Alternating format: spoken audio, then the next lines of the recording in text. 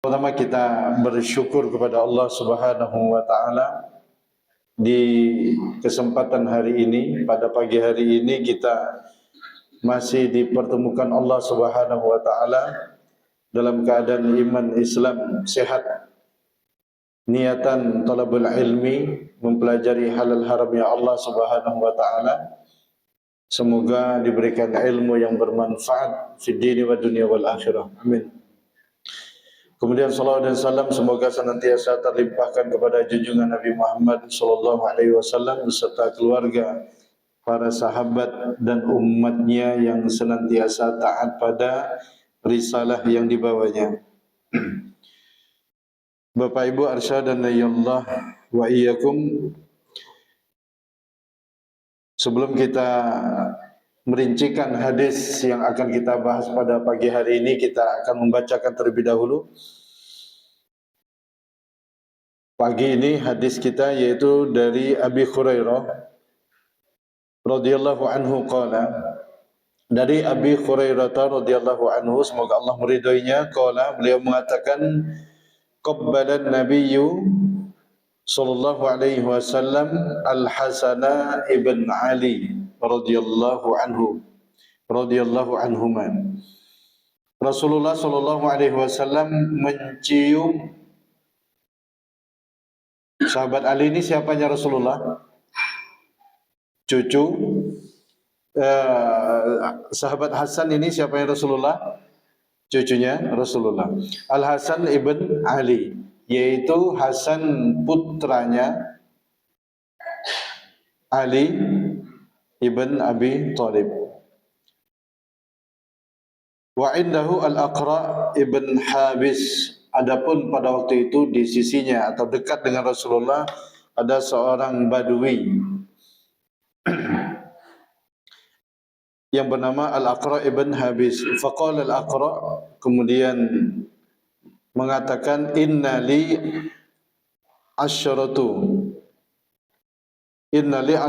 minal waladi ma qabbaltu minhum ahadan. Bahasa kitanya, oh saya saja yang punya 10 anak tidak pernah tak ciumi, kayak gitu ya. Saya saja punya 10 anak tidak pernah saya cium. Atau saya punya 10 cucu tidak pernah saya cium. Fanazara ilaihi Rasulullah. Rasulullah menoleh karena si Al-Aqra ini tadi bicara seperti itu. Noleh Rasulullah kepadanya, faqala, dan Rasulullah mengatakan, man la yarham la yurham. Barang siapa yang tidak bisa berkasih sayang atau memberikan kasih sayang kepada orang lain, maka dia tidak mendapatkan kasih sayang. Hadis muttafaqun alaihi. Bapak Ibu rahimani wa rahimakumullah. Jadi hadis ini menunjukkan bahwa mencium itu seorang bapak, orang tua yang mencium anaknya itu merupakan masyru' mustahab, sesuatu yang disyariatkan dan disukai dalam Islam. Jadi tidak sedikit Bapak Ibu ya, banyak orang tua di mana tidak mau mencium anaknya, ya, tidak mau mencium cucunya. Ya, jadi Rasulullah Shallallahu Alaihi Wasallam karena ini bagian daripada kasih sayang dan menunjukkan kerasnya hati seseorang. Ya, jadi di antara Rasulullah Shallallahu Alaihi Wasallam memberikan bahwa seseorang itu mendapatkan rahmat dari Allah jika dia bisa berkasih sayang kepada hal yang sepele sekali, yaitu anak. Ya, jadi wajar saja Bapak Ibu kalau seandainya kita di masa sekarang ini mungkin kita bisa mengingat kembali, kita jarang sekali dan tidak pernah mencium anak kita.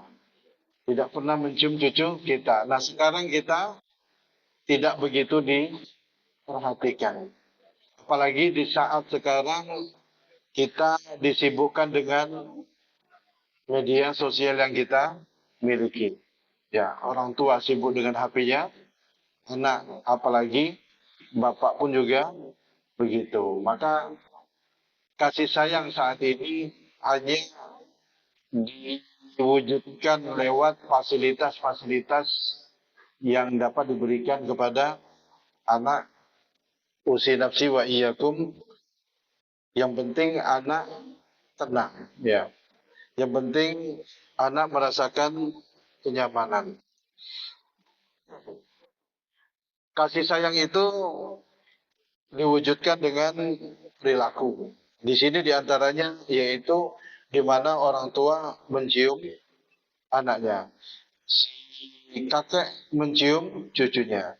Maka dalam Islam dikatakan takbilul abwaini li auladihima masyru'an mencium orang tua yang mencium anaknya, yang mencium cucunya itu bagian daripada syariat.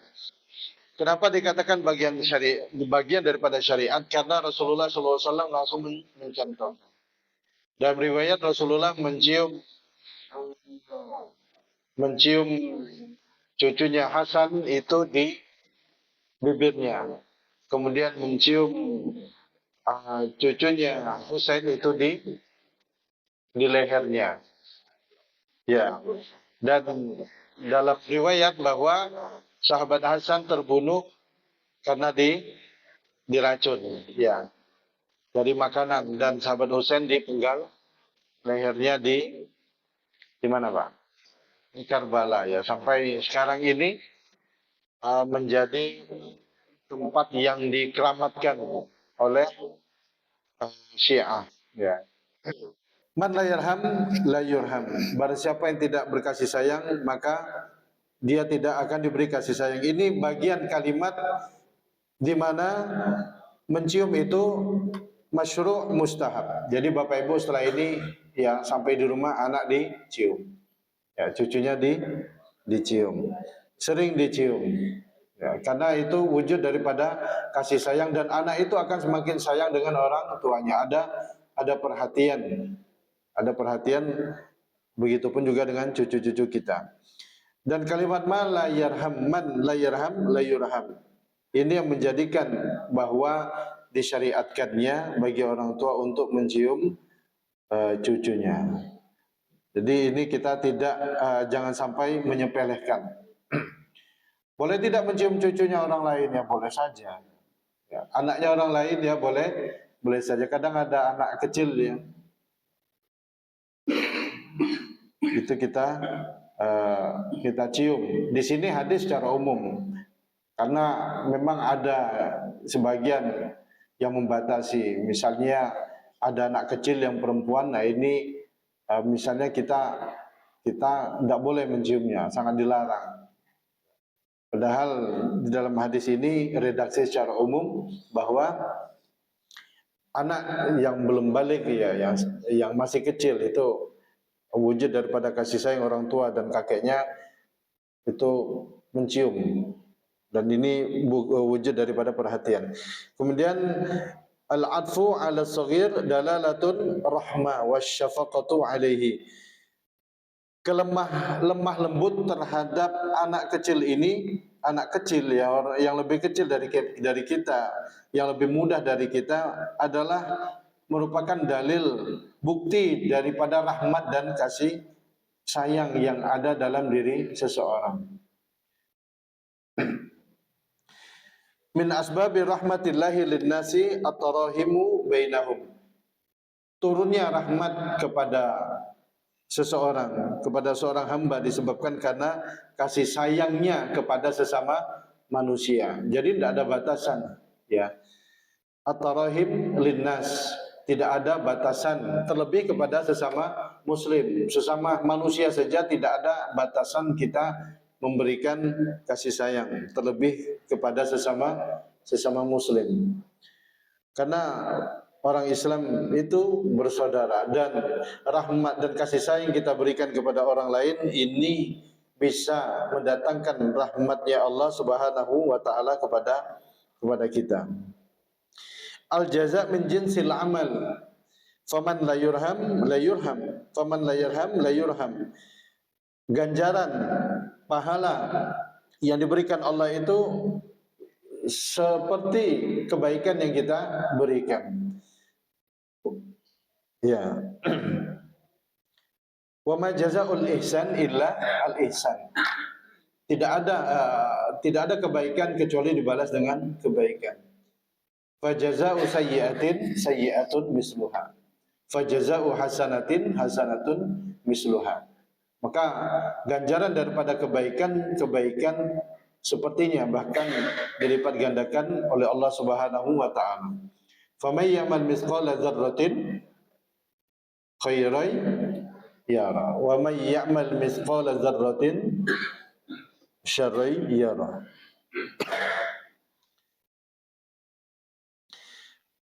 Maka kebaikan yang dilakukan, kita yang melakukan kebaikan, Allah Subhanahu wa taala akan membalas kebaikan tersebut dengan kebaikan yang serupa atau lebih daripada itu, sesuai dengan yang Allah Subhanahu wa taala inginkan. Bahkan kebaikan itu akan dibalas Allah juga di akhirat. Akan ada hadis selanjutnya yang memperkuat daripada alasan ini. Kemudian hadis ini menunjukkan bahwasanya hati orang Badui itu keras, kering, ya. Bahkan sampai dalam hadis Rasulullah SAW mengatakan, barang siapa yang bergaul dengan orang Badui maka hatinya pun akan menjadi keras. Di sini menunjukkan bahwa larangan kita, kehati-hatian kita untuk memilih teman. Jangan berteman dengan orang yang hatinya keras, nesuan, maka kita juga nanti ikut nesuan, gampang marah, ya, hatinya keras, cuek. Suami yang menikah dengan istri yang cuek, maka suami pun juga nanti akan ikut cuek. Begitupun juga dengan istri, biasanya kan seperti itu. Ya, kalau ada suami yang beristri dengan istri yang sabar, maka suami pun juga akan ikut sabar. Teman dalam pernikahan, teman untuk selama-lamanya, ya, bahkan sampai akhirat. Maka Bapak Ibu yang dimuliakan Allah Subhanahu wa taala, di sini Rasulullah SAW dalam hadis mengatakan bahwa berteman dengan orang Badui itu hati akan menjadi keras, bahwa ketika kita berteman dengan orang yang hatinya keras, kita pun juga akan ikut keras. Fihi anna syar'a la yu'khadhu. Ya, jadi Bapak Ibu yang dimuliakan Allah Subhanahu wa taala, pentingnya kita untuk mengamalkan hadis yang mungkin sangat sepele sekali, tapi tidak semua orang bisa melakukannya. Sampai Rasulullah SAW mengatakan, hadis ini bagian daripada rahmat Allah Subhanahu wa taala, perilaku yang akan mendatangkan rahmat Allah Subhanahu wa taala kepada manusia, yaitu memberikan kasih sayang dalam bentuk ciuman. Seorang suami yang mencium istrinya itu adalah kasih sayang. Jadi ibu, kalau bapak jarang cium ibu, itu tanda tanya. Ya, ini bapak sebenarnya sayang enggak sih sama saya? Ya, ya, iya, kan enggak nyium enggak sayang. Tapi jangan, nih bapak kok sudah tanggal muda kok enggak cair-cair gitu ya.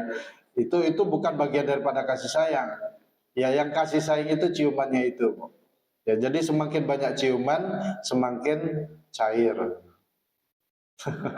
Ibu pun juga begitu, ya.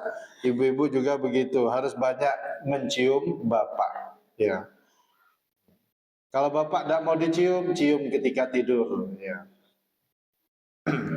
Jadi itu bagian daripada kasih sayang.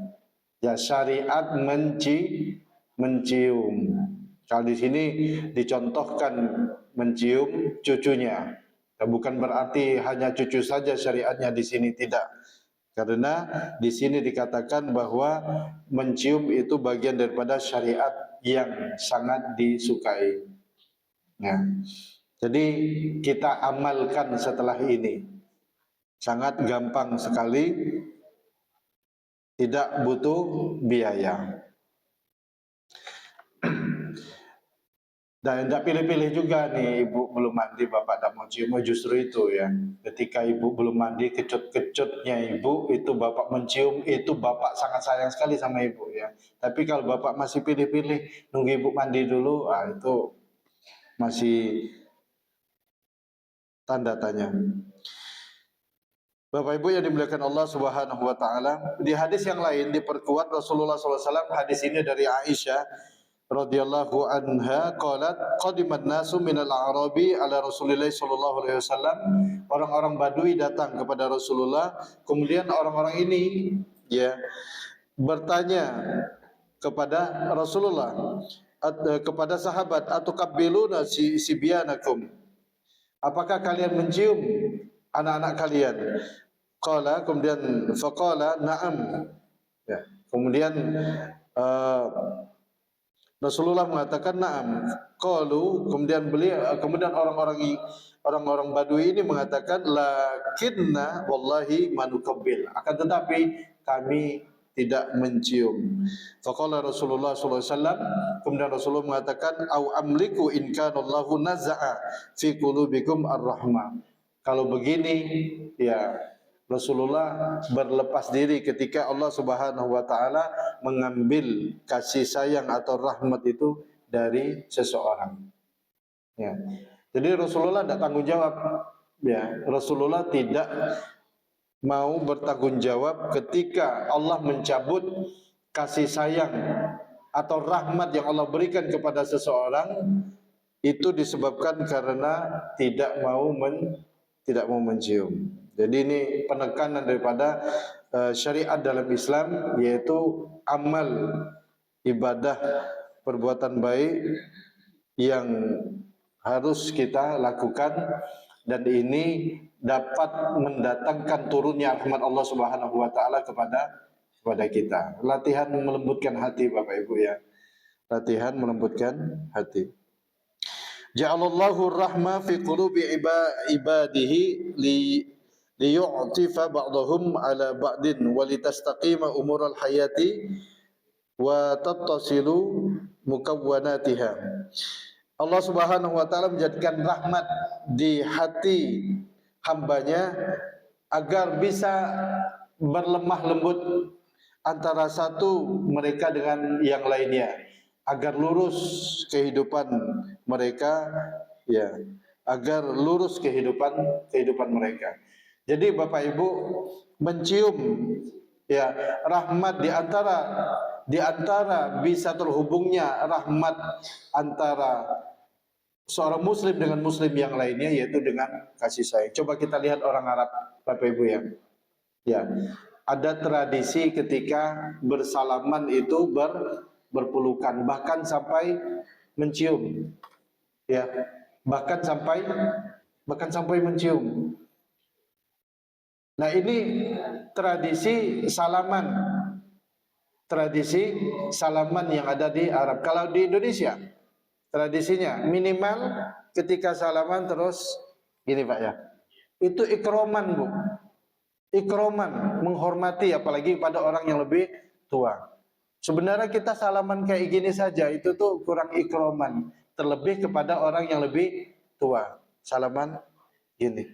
Itu adat tapi kebaikan. Adat tapi kebaikan. Kalau kita kan seperti orang Arab ya, berpelukan, kan kadang agak tidak semua kita bisa melakukannya ya. Jadi ada tradisi salam. Kalau di India itu cium telapak tangan, punggung sama telapak tangan. Nah, begitupun cium tangan kiai yang ada di pondok ya, yang ada di pondok. Kalau panjenengan pernah nyantri ya begitulah, ketika di mana saja, di pondok mana saja itu, kalau kiainya itu sudah sepuh ya, pagi itu biasanya cara menciumnya itu memang ya. Begitupun juga ketika uh, di pondok saya juga seperti itu. Kiai Hasan itu kalau ada tamu kemarin pas 100 tahunnya kemarin, jadi seperti yang viral di media sosial, uh, apa wali ya yang datang, kemudian sungkem ya duduk, kemudian mencium. Dan ini tradisi, bukan berarti menyembah ya, bukan berarti menyembah. Ada seorang sahabat yang datang kepada Rasulullah, kemudian ya Rasulullah, saya ini barusan berucap kepada orang Yahudi kalau saya masuk agama Yahudi. Kalau tidak gitu saya akan dimatikan, ya saya akan disiksa. Akhirnya sahabat ini mengatakan, ya saya ngikuti agamamu. Tujuannya biar selamat saja, biar dia tidak mati saat itu. Kemudian apa kata Rasulullah SAW? Ya, ya, engkau seperti apa yang engkau niatkan. Artinya dia hanya sekedar hanya agar bisa selamat daripada ancaman pada saat itu, dan dia mengakui atau mengikuti kemauan daripada orang Yahudi itu agar masuk kepada agama mereka. Setelah itu ya tidak. Ya, jadi bagian termasuk seperti tradisi salaman di pondok ya, yang mana terjadinya ya narasi-narasi yang bisa membuat umat ini menjadi pecah, menjadi galau, ya akhirnya dibenturkan dengan pendapat-pendapat yang lain. Ini ya jangan sampai kita ikut latah Bapak Ibu ya. Ya. Itu tradisi di pondok memang seperti itu. Jadi itu wujud daripada ikroman. Jadi menghormati ya, bukan kita menghormati ilmunya, menghormati guru, menghormati orang tua yang lebih tua, kiai sepuh tuh biasanya seperti itu ketika santrinya itu bersalaman. Minimal ya mencium tangan. Itu menghormati dan melatih agar ada rasa kasih sayang kepada sesama. Begitupun kalau santri itu ketemu dengan ustadznya, itu beda cara salamannya juga beda. Seorang santri salaman itu yang bukan santri itu beda. Karena memang mereka sudah terbiasa bagaimana salaman. Ya, jadi memang ya bukan ada caranya, memang sangat menunjukkan menghormati orang yang lebih tua, terlebih jika itu adalah gurunya atau ustadznya yang memberikan ilmu. Al-bi'atu laha asarun fi takwinil insan ad-nafsi. Lingkungan itu sangat besar ya, sangat besar sekali pengaruhnya dalam pembentukan pribadi seseorang, lingkungan. Ya, jadi jika saat ini mencari santri itu sangat susah sekali karena kehidupan anak-anak sekarang dipengaruhi oleh yang namanya media sosial. Ya. Bahkan ketika dia membes itu ada yang mau nyantri ditanya dulu boleh bawa HP enggak? Ya. Jadi pondok sudah jelas tidak boleh bawa HP. Akhirnya tidak jadi masuk pondok cuma gara-gara tidak boleh bawa HP. Maka lingkungan sangat besar pengaruhnya dalam pembentukan pribadi seseorang. Jadi kalau saat ini jika ada anak yang mau mondok itu sudah sangat luar biasa sekali. Jadi Bapak Ibu harus senang dan berbangga karena aset ya. Karena mau tirakat. Tirakatnya apa? Tirakat meninggalkan HP-nya ya. Tirakat meninggalkan dunia yang sekarang sangat berpengaruh dalam kehidupan anak-anak kita. Dan jadi kalau di pondok kan mereka yang dipegang Al-Quran ya, yang dipelajari dengan ilmu agama, dekat sama ustaz-ustaznya. Jadi insya Allah arahnya selalu kepada kebaikan. Bagaimana agar anak kita mau mondok, sering diajak ke pondok Bapak Ibu ya. Kita punya cucu pengen biar mondok itu sering diajak ke pondok. sering main ke pondok. Meskipun panjenengan dulu tidak pernah nyantri, tapi kalau sering bawa anak cucu kita main ke pondok, itu nanti mereka akan masuk pondok. Mereka akan akrab dengan lingkungan pondok.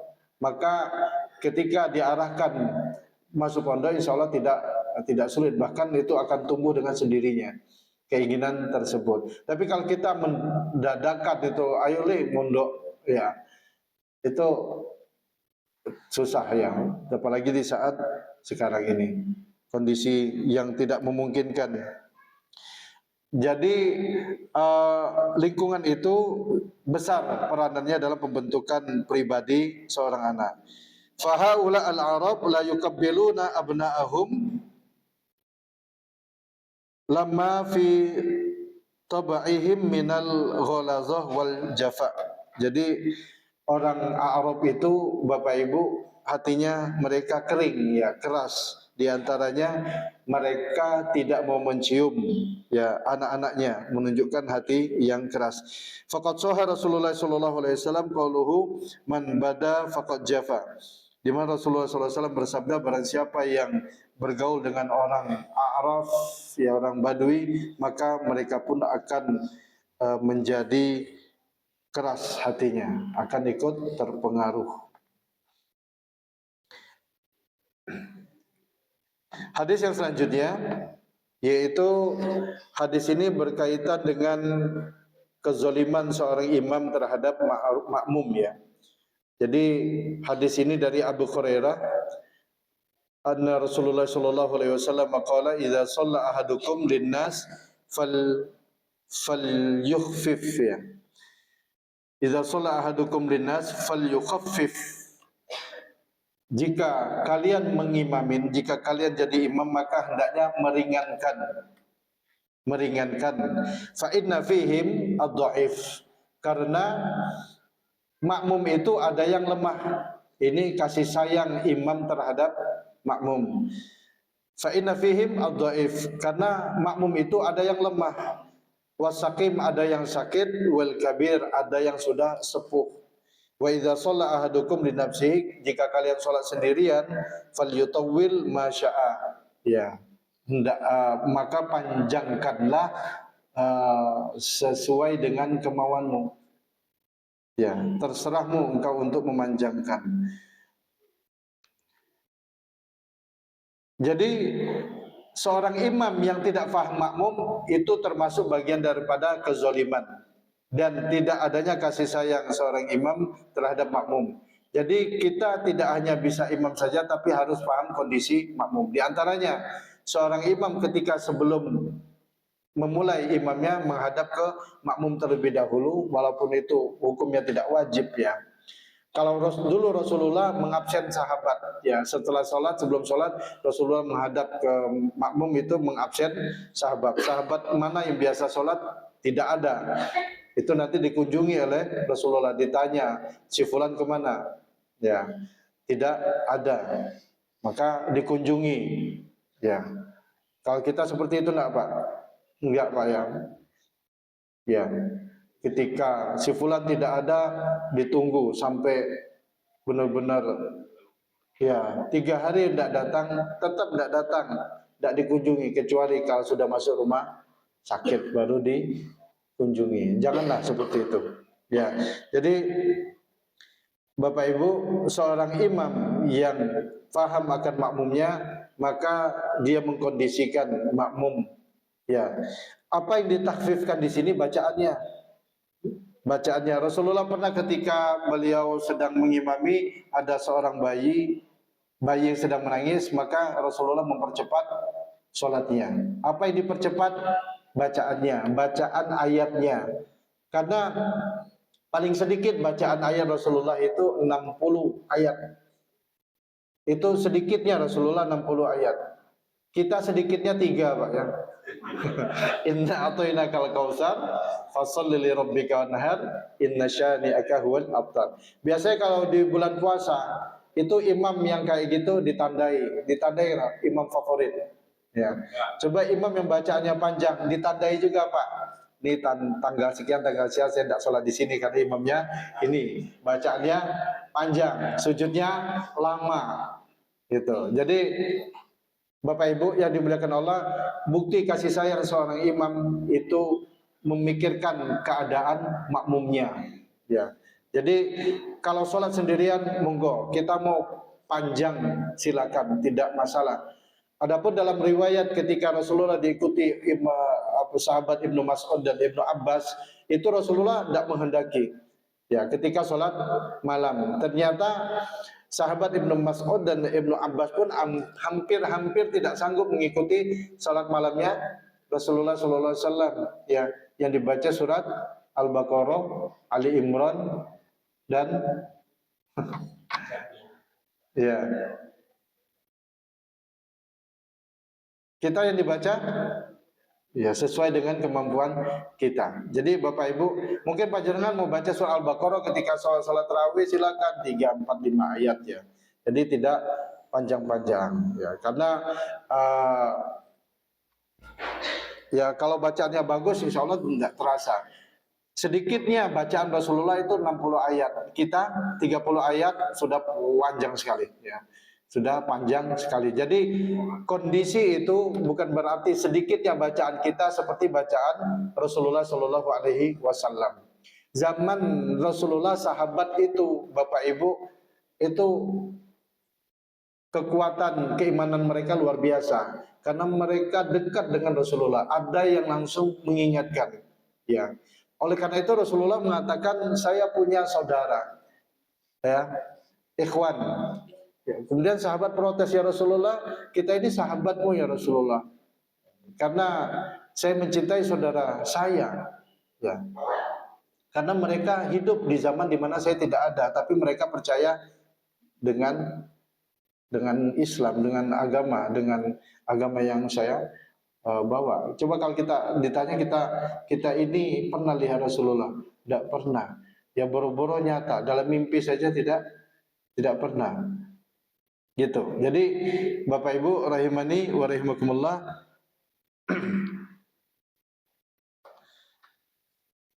di mana kasih sayang seorang imam yaitu faham makmumnya, kemudian seorang imam yang melakukan yang tidak faham makmum itu bagian daripada kezaliman. Ya, bagian daripada kezaliman. Syekh Imam An-Nawawi memasukkan hadis ini dalam bab zalim.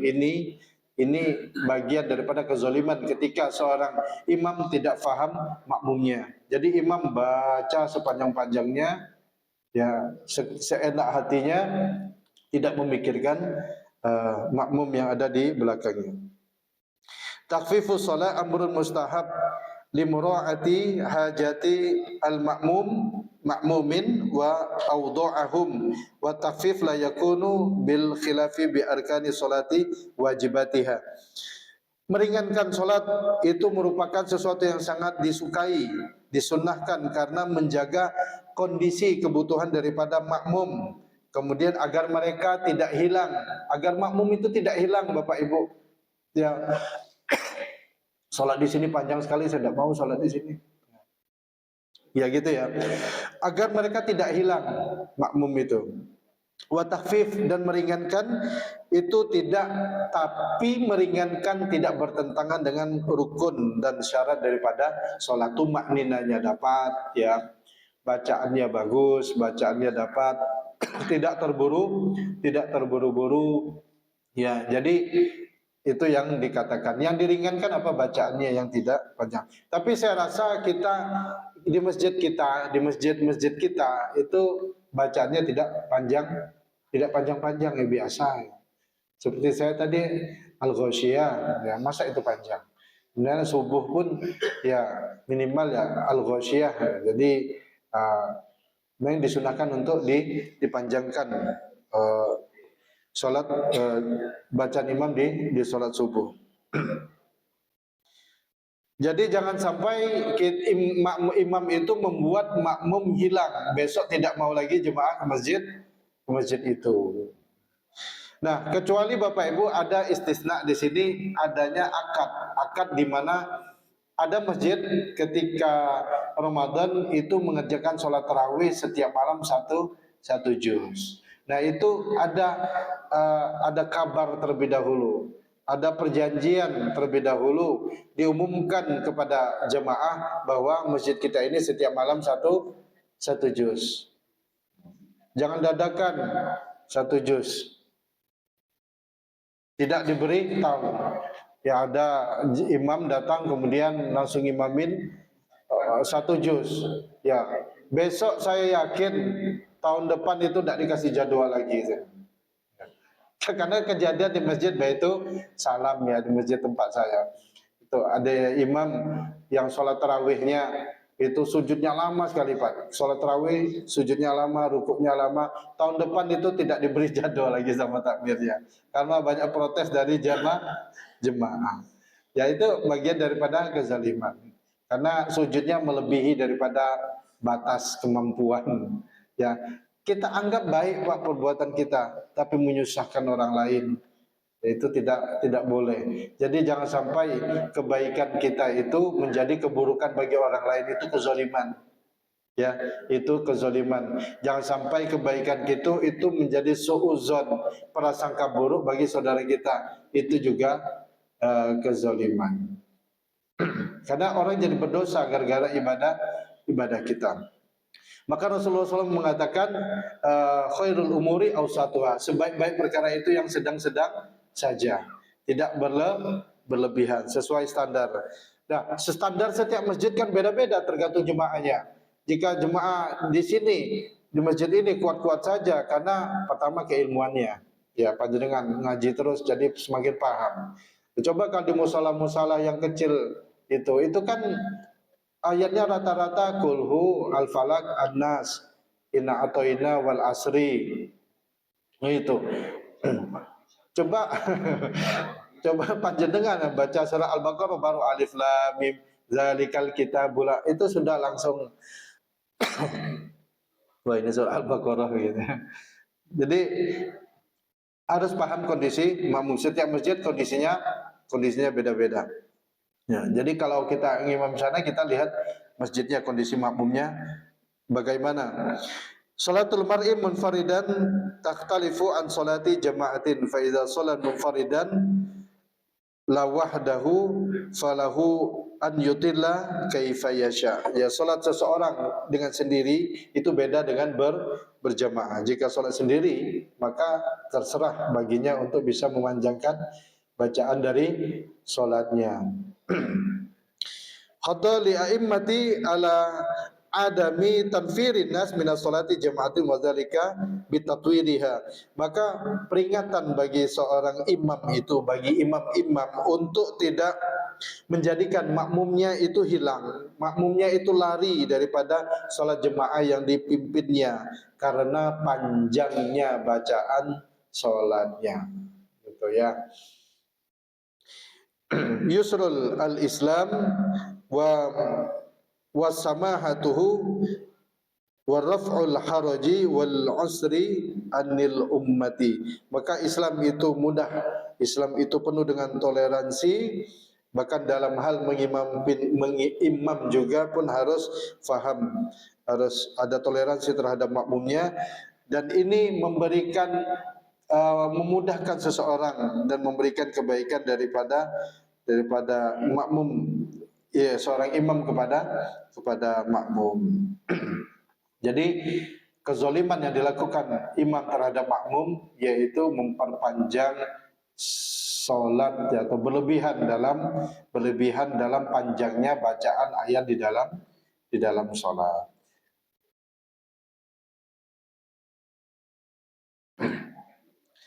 Bapak Ibu arsyadani Allah wa iyyakum. Hadis dari Aisyah radhiyallahu anha qalat in kana Rasulullah sallallahu alaihi wasallam la yada al-amala wa huwa yuhibbu an ya'mala bihi. Rasulullah sallallahu alaihi wasallam kadang meninggalkan suatu amalan padahal Rasulullah sangat suka mengerjakan amalan tersebut. Khasyatan an ya'mala bihi an-nas. Dikhawatirkan manusia menganggap perbuatan itu perbuatan yang wajib. Fayufridu alaihim, Jadi tidak semua amalan yang sunnah itu Bapak Ibu Rasulullah melakukannya secara terus-menerus di depan orang banyak karena khawatir itu menjadi satu kewajiban. Ada kalanya Rasulullah Sallallahu Alaihi Wasallam meninggalkannya agar tidak bernilai wajib. Al-ghulu fid din sababu al-ajzi minal qiyami bil masyru'. Berlebihan dalam agama itu menjadikan seseorang akan lemah, tidak bisa istiqomah ya menjalankan syariat yang ada. Jadi sikap pertengahan dalam ibadah ini menjadikan seorang bisa terus-menerus.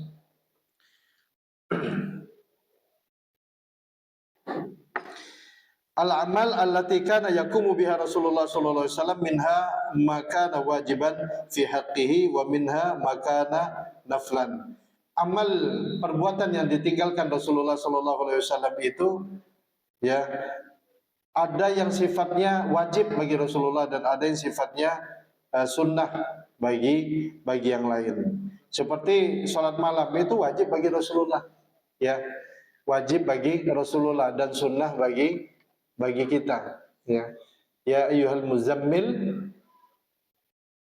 qumil laila illa qalila. Ini bagian daripada kewajiban. Ya ayyuhal muddatsir, orang-orang yang berselimut. Ini bagian daripada hukum wajib ya salat. Ya. Rasulullah SAW mengatakan kalau seandainya tidak memberatkan umatku maka aku akan wajibkan salat ya, salat malam tersebut terhadap umatku. Karena perilaku ibadah kita tidak seperti perilaku ibadahnya Rasulullah Sallallahu Alaihi Wasallam. Seperti tidak semua perilaku Rasulullah yang sifatnya sunnah itu untuk diikuti. Ya, ada yang sesuatu yang wajib bagi Rasulullah, ada yang tidak wajib bagi kita. Contohnya Bapak Ibu puasa wisol. Puasa wisol itu menyambung. Rasulullah terkadang puasa Ramadan itu disambung puasanya. 2 hari berturut-turut Rasulullah tidak berbuka. Di hari yang kedua Rasulullah baru berbuka puasa. Kita apa sanggup seperti itu? Tidak sanggup. Ketika Rasulullah puasa wisol diikuti oleh sahabat. Ya, diikuti oleh sahabat. Itu ketika beduk maghrib tidak berpuasa, Pak. Ya, tidak berbuka. Tapi terus nyambung. Ya, dilarang sama Rasulullah. Kata Rasulullah, "Ana lastuka hayatikum." Kondisi ibadahku tidak seperti kondisi kalian. Ya, aku diberi makan oleh Robku. Aku diberi makan dan minum oleh Robku.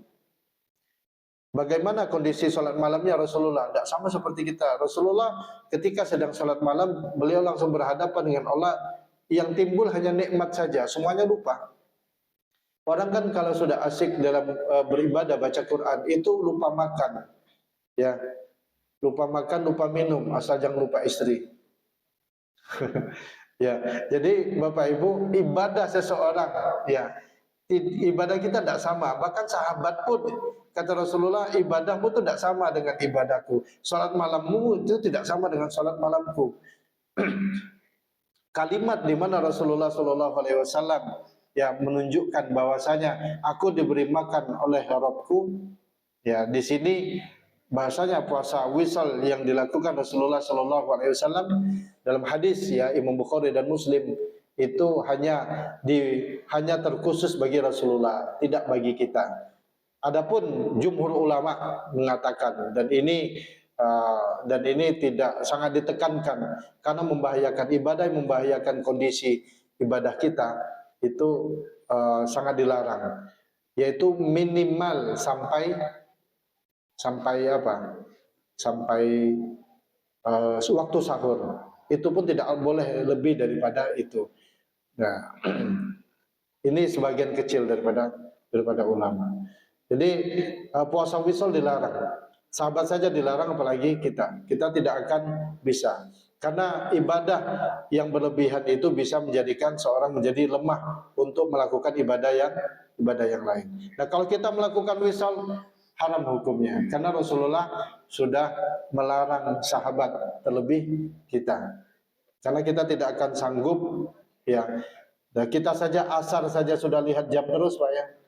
Ini kok maghrib lama sekali gitu ya. Ya, akhirnya dibawa muter-muter, dibawa ngabuburit dulu biar biar enak. Atau dibawa ke ngaji ya.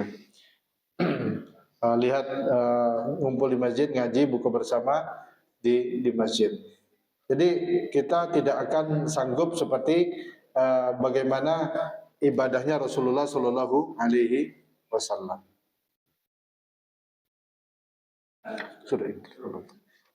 Bapak Ibu yang dimuliakan Allah Subhanahu Wa Taala, ya demikian yang dapat disampaikan. Semoga hadis yang kita bahas pada pagi hari ini memberikan keilmuan, pemahaman agama agar ibadah kita lebih diterima Allah Subhanahu Wa Taala. Dan ketika di akhirat kita tidak kaget dengan ibadah kita, kok saya ibadah banyak, ternyata tidak mendapatkan apa-apa. Disebabkan karena ibadah kita tanpa pemahaman yang benar dari Rasulullah, dari Allah dan Rasulnya. Demikian Bapak Ibu yang disampaikan. Kemudian jazakumullah khairan katsiran dengan infak yang panjenengan berikan pada hari ini, semoga menjadikan jariyah solihah, ya, amal jariyah kebaikan bagi panjenengan ila yaumil qiyamah insyaallah. Syukran lakum wa astaghfirukum. Nasrun minallahi wa fathun qarib wa basyiril mu'minin. Assalamualaikum warahmatullahi wabarakatuh.